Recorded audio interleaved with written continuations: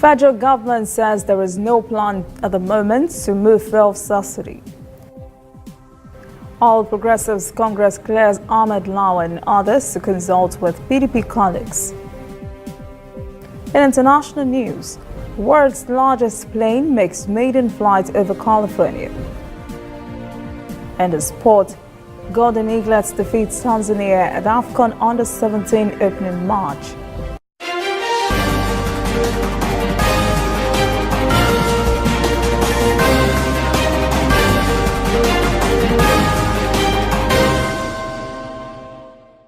This is ANN News. I am Olajumoke Olatunji. The federal government has insisted there are no plans to remove fuel subsidy. Minister of Finance Zainab Ahmed emphasized this during a ministerial press briefing at the International Monetary Fund and World Bank spring meetings in Washington, D.C. Minister of Budget and National Planning, Senator Udo Udoma, and Central Bank Governor Godwin Emefiele were also in attendance. IMF Managing Director Christian Lagarde had called on the federal government last week to remove fuel subsidies, saying it will free up money to spend on public projects. If there had been the right price on carbon emission as of 2015, numbers are quite staggering. If that was to happen, then there would be more public spending available to build hospitals, to build roads, to build schools, and to support education and health for the people. But Finance Minister Ahmed says Nigeria has no subsidy removal plans yet because there are no designed buffers that will enable the country to provide cushions for its people. We are not in a situation to wake up one day and just remove subsidy. We have to educate the people. We have to show the Nigerian citizens what the replacements for those subsidies will be. So we have a lot of work to do, and we also need to understand that you don't remove subsidies large amounts in one go, that it has to be graduated, and the public has to be well informed on what you're trying to do. The federal government has uncovered attempts by some officials of the Nigeria Exports Processing Zone Authority to sabotage efforts at creating special economic zones for the country. A top government official has confirmed NEPZA officials believe the 42 billion naira allocated to the Nigeria Special Economic Zones Investment Company in the 2019 appropriation bill should have been allocated to the authority.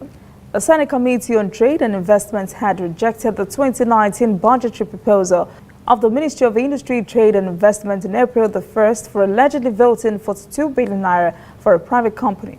The panel says the firm, Nigeria Special Economic Zones Investment Company, was a private company, contrary to the ministry's claim that it was a government firm.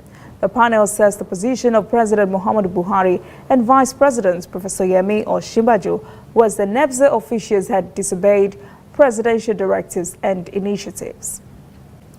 Members of the Bring Back Our Girls advocacy group have accused the federal government of abandoning the remaining 112 Chibok schoolgirls. The group says 5 years after the girls' adoption, their parents are still grieving without any hope for their daughter's release. The activist had pointed out similar neglect in Leah Sharibu's case, who was also abducted by insurgents. Sharibu is the only girl still being held by those insurgents because she had refused to renounce her Christian faith.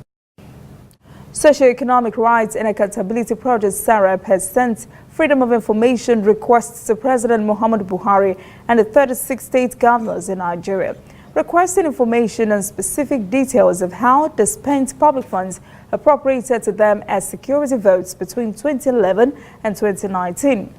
SARAP says Nigerians need the information to determine if public funds meant to provide security and ensure respect and protection of the right to life, physical integrity, and liberty of Nigerians have been spent for this purpose. SARAP says its request is limited to details of visible, specific security measures and projects executed and does not include spending on intelligence operations. SARAP is also concerned that the practice of security votes entrusts discretionary powers on certain elected public officials for spending huge public funds. SARAP says those public officials may not have had competence in operational issues of security matters. To politics now, All Progressives Congress National Publicity Secretary Larry Isaonilu has emphasized that the party has nothing against its members seeking cooperation with other legislators because of the confidence that they will not betray the party. There have been reports of Senate leader Ahmed Lawan, who had been adopted for Senate president, holding meetings with members of the opposition. But Isaonilu says that in the first place, Lawan was adopted for the position by the party because of his ability to carry everyone along, a skill he said was needed for such a position. He also said the party would announce its zoning arrangement for the National Assembly leadership later in the week. Lagos State chapter of the Nigerian Institute of Architects has revealed plans to explore ideas in a bid to help the government in urban regeneration. NIA Lagos chapter chairman Fitzgerald Umar says the regeneration of architectural designs and practices has become necessary in view of the current economic recession. Umar says an architectural summit scheduled for May will consolidate on the gains of the last year's forum. He also said there will be a focus on building collapse in Lagos, adding that most of the distressed buildings were collapsing from the base structures where the service of professionals were not engaged before raising new superstructures on them. The NRA chapter chairman also said local and international inspiring speakers and industry leaders will give insights on the issues around design and urban renewal. Coming up, African stories. Libya flee Tripoli fighting stream into Tunisia. And later, international news, world's largest plane takes off.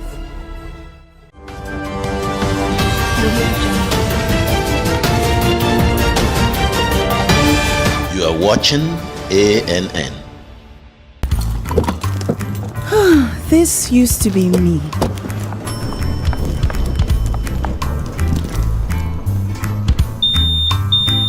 But that was before I got the perfect bag. It's handy and easy to use. All I need in one compact space, just like my MTN Extra Value plan. I used to get one plan for my calls and then try to remember which data plan worked for me. Roaming was a totally different ballgame. Not anymore. I've got the MTN Extra Value all-in-one plan. If you're a data buff like me, you get extra data with some talk time. And if you like to make calls, you get extra talk time with some data. And when I'm abroad, I automatically browse, chat, and call right on the same plan. MTN Extra Value was made just for me. More of data or calls, whichever one you prefer. MTN Extra Value is made just for you.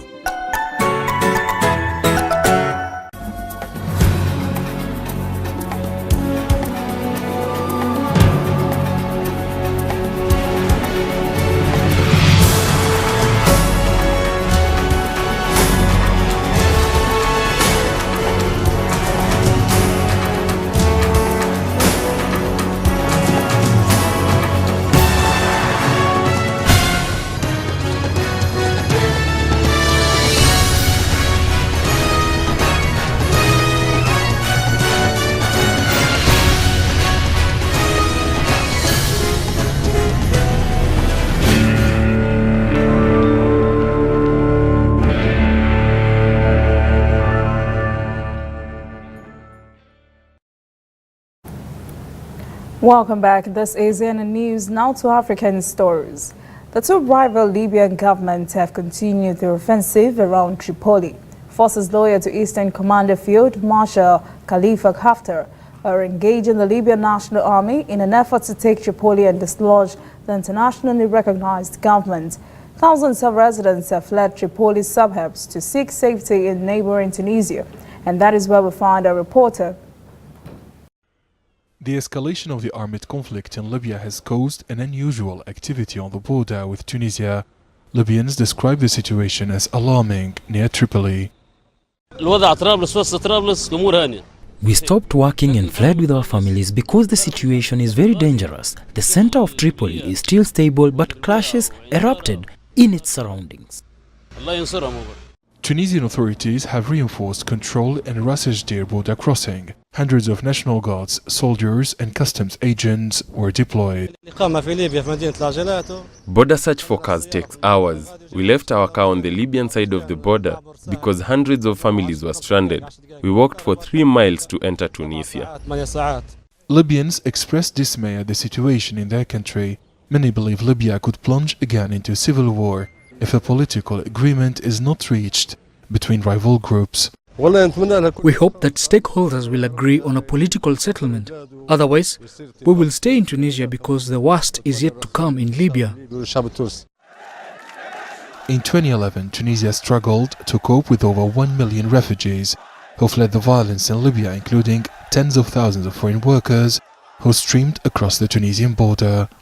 Tunisian President BBOG has called for the need to avoid military escalation in Libya and to stop the fighting in Tripoli. The head of state further highlighted the importance of supporting the political process and showing restraint so as to prevent further suffering of the Libyan people. In a swift move to restore democratic governance in the Sudan, the Transitional Military Council has met in the capital, Khartoum, on Sunday with representatives of Sudanese political parties and forces. Chairman of the political committee, Omar Zaino Abdin, praised the efforts of different political parties in achieving political reform through peaceful negotiations. He said open environment for dialogues and consultations will be created without allowing any group to escalate tensions. The council has also arrested members of the former government and promised not to disperse protesters. Meanwhile, thousands of Sudanese demonstrators have continued their protest outside the army headquarters through the night. They are demanding an immediate move to civilian government after the ouster and arrest of longtime leader Omar al-Bashir last week in a military coup. Demonstrators have vowed to stay on the streets until there is an installation of civilian rule. Meanwhile, the African Union has expressed its displeasure with the military coup in the Sudan and has called for constitutional order to be restored in the country. Giram Chala reports. It looks like President Omar Hassan al-Bashir is gone, never to return to power. But the way it was done, the military takeover, has made AU unhappy. The African Union has condemned the coup and wants constitutional order back on. The African Union would further appeal probably to all stakeholders right now on the ground that more now than ever is time to engage in an inclusive dialogue, to create the conditions that would make it possible to meet the aspirations of the Sudanese people for democracy and good governance, and restore constitutional order as soon as possible. But Sudan will now also face suspension, sanction, and the military behind the takeover could be taken to the competent court of the Union. The Peace and Security Council is expected to make one or more of these decisions soon. In terms of the next sequence for the African Union Commission is for the organ on elections, peace and democracy, which is the African Union Peace and Security Council, that would need to meet and then discuss the issue and take the appropriate decisions based on existing instruments like the Lomé 2000 Declaration and the African Charter on Elections, Democracy and Governance. Sudanese protesters are still on the streets of Khartoum even after the removal and arrest of President Bashir was announced. They want a civilian leadership, not the military. Things are far from over in Sudan. 7 persons are reported dead in Ghana's capital, Accra, following heavy rains that ravaged the nation on Sunday night. Some of the dead were in a military pickup truck that ran off a bridge. Their remains were retrieved by Ghana's National Disaster Management Organization Search and Rescue Team. NADMO says it will escalate its work, removing silt from drains to prevent a reoccurrence. It warned the public against driving through flood waters. And still on nature's fury, following the devastating cyclone Idai in Mozambique, many residents have left the once thriving town of Buzi as their hometown is now a shadow of its former glory. Cyclone Idai made landfall in Mozambique earlier in March, bringing devastation to the port city of Beira and surrounding areas. In the following days, the weather system swept through the central region, causing massive flooding and leaving entire communities submerged under 10 meters of water. The latest figures from the government show more than 100,000 houses were destroyed by Cyclone Idai. Many more thousands were damaged, while nearly 16,000 houses were flooded.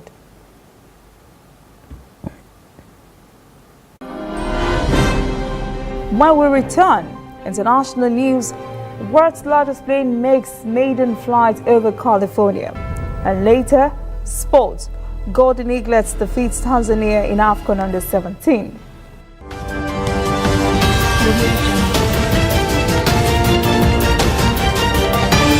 You are watching ANN. Somewhere in the world, every second of the day, news is happening. And of course, Nigeria is bustling with news day and night. That is why ANN doesn't sleep. Our eyes are peeled, wide open, so no story escapes our radar. We stay abreast of world events and happenings at home. We keep you up to the minute in the world of sports. We give you information to stay on top of your investments and all the hard facts you need to navigate your day. If you miss us on air, you can keep up to date on our website, annafrica.net, and on our social media platforms, Twitter, Instagram, and Facebook at ANN Africa TV. We are ANN, Africa News Network. We do news right in a truly African spirit.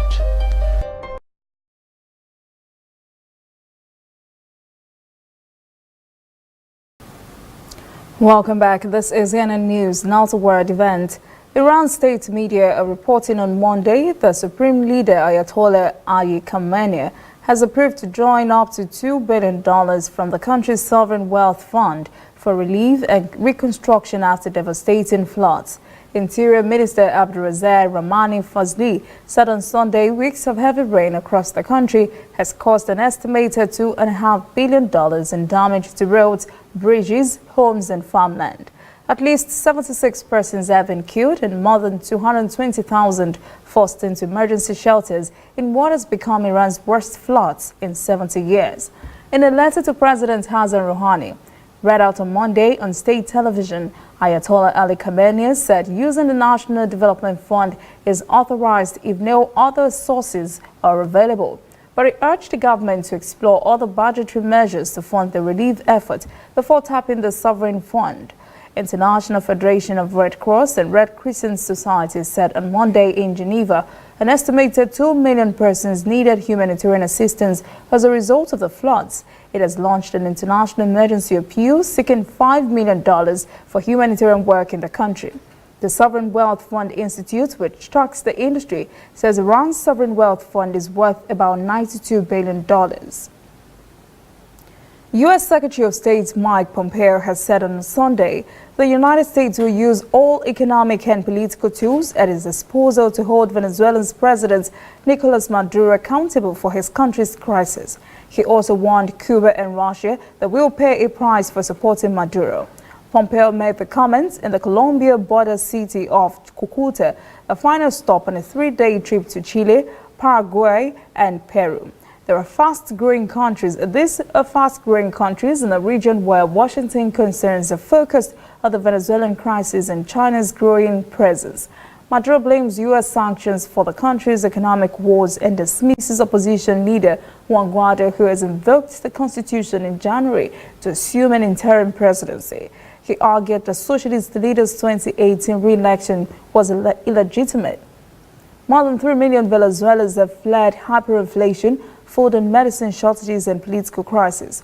Pompeo said the USA will use sanctions, visa revocations, and other means to hold Maduro's regime and those propping it up accountable for their corruption and their repression of democracy. Up next, sports. Golden Eaglets defeats Tanzania in Under-17 AFCON opening match. Stay with us.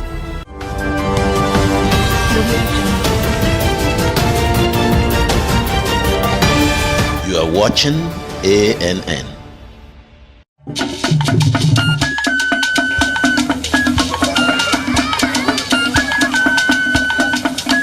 you sure you want to do this? Adam, go and bring us your husband. Okay, hello baby. We're in this together, okay? Can you hear me? Keep coming forward. Wait, stop. You okay, lean to your right. Keep walking down, keep walking to the left. Yes. You're almost here. Keep going. You are here. Wow, you did it. I'm just so glad I didn't have to use my cane to do this. And I am so glad no other man got you before me. Let me be your eyes. We will never stop working to give you a network you can rely on so you can enjoy life's special moments. MTN, everywhere you go. Whether in your house, at your own or online, we are there. We have the facts behind the headlines. We cut to the chase with the news you really need. We cover every angle. We are the bigger, better news network. We are African News Network. ANN. Watch ANN News on MITV from a truly African spirit. Welcome back. This is ANN News in Sport. Nigeria's Golden Eaglets won their opening match 5-4 against host Tanzania in Dar es Salaam at the 13th Under-17 Africa Cup of Nations on Sunday. That victory took the Eaglets top of Group A ahead of the other clash between Angola and Uganda. The Eaglets will take on Angola on Wednesday, while the Segregated Boys will go up against Uganda. If the Golden Eaglets win, they will have a place in the AFCON semi-finals and a place at the FIFA Under-17 World Cup finals in Brazil later this year.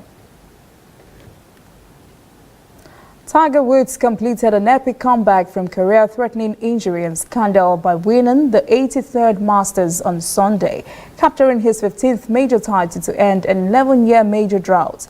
The 43-year-old American superstar, who underwent spinal fusion surgery in 2017, says this first major title since the 2008 U.S. Open. Winning a 5th Masters title and his first since 2005 cemented for Woods a fairy tale comeback to the pinnacle of golf. Woods' career imploded after a 2009 sex scandal and nagging knee and back injuries that required a total of 17 surgeries. And that's quite a comeback, and congratulations to him. That is ANN News this evening. Thank you for joining us. For details on this and other stories, visit the website annafrica.net. Conversation continues on our social media platforms, Twitter, Instagram, and Facebook at ANN Africa TV. I am Olajumoke Olatunji. Have a pleasant evening.